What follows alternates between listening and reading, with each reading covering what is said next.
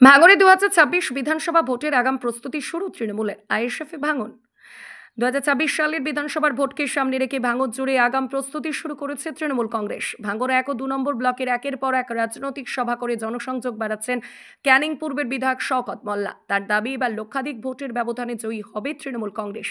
ভাঙড়ের রাজনৈতিক সমীকরণেও বড়সড় পরিবর্তন লক্ষ্য করা যাচ্ছে। আইএসএফে ব্যাপক ভাঙন শুরু হয়েছে এবং বহু কর্মী সমর্থক শওকত মোল্লার হাত ধরে তৃণমূলে যোগ দিচ্ছেন।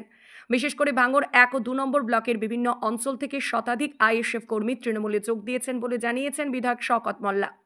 সবচেয়ে বড় চমক কচুয়া এলাকায়, এখান থেকে প্রায় 60টি পরিবার একযোগে তৃণমূল কংগ্রেসে যোগ দিয়েছে। বিধায়ক শওকত মোল্লার মতে মানুষ উন্নয়ন ও শান্তি চায়, তাই তারা স্বতঃস্ফূর্তভাবে মমতা বন্দ্যোপাধ্যায়ের নেতৃত্বে আসছেন।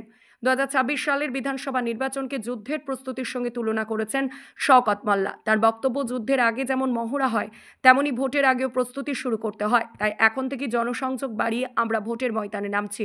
তৃণমূলের এই আগ্রাসী প্রস্তুতি এবং আইএসএফের কর্মবর্ধমান ভাঙড়ের রাজনীতিতে বড়সড় পরিবর্তনের ইঙ্গিত দিচ্ছে। এখন দেখার সামনের দিনগুলোতে রাজনৈতিক পরিস্থিতি কোন দিকে মোড় নেয়। আপনারা দেখেছেন 2024-21 আমরা হেরেছিলাম 26,000 ভোটে।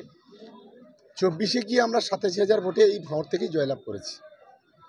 সিপিএম, আইএসএফ, বিজেপি প্রায় সব জোট বেঁধেছিল। আবার 2026 ইলেকশন,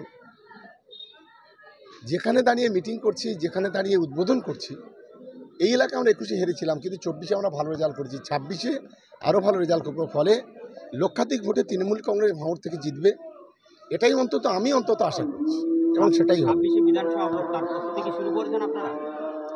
নিশ্চিতভাবে তো যুদ্ধের আগে তো রিহার্সেল হয়, তার প্রস্তুতি হয়।